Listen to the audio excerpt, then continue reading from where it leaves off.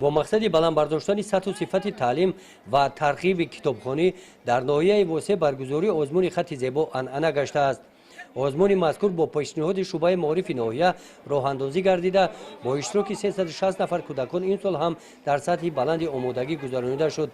این کودکان از 72 مؤسسه تعلیمی در سمت خوشنویسی مهارت خود را میسنجند. این دوره دوم آزمون بوده، اشتراکچیان آن غالبان دوره اول می باشند. مقصد اساسی آزمون خط زیبا این خوشخط نویساندن و طرز درست استفاده بری املای زبان ادبیات تاجیک میشه. این چون هوسمند کردن خوانندگان با طرز نوشت و از خود کردن خود زبان مادری خود میشه.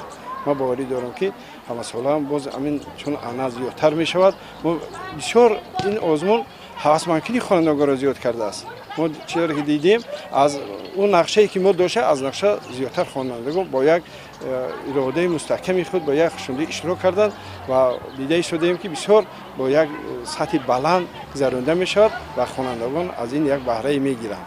برگزاری آزمون خط زیبا سال 2008 از ناحیه واسع آغاز گردیده، سپس به آزمون ولایتی پیشنهاد گردیده است.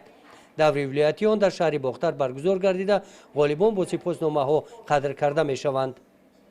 گزارش خواجه نظریف خدای نظر ظهورов از ناحیه واسع برای برنامه اطلاعاتی نوید.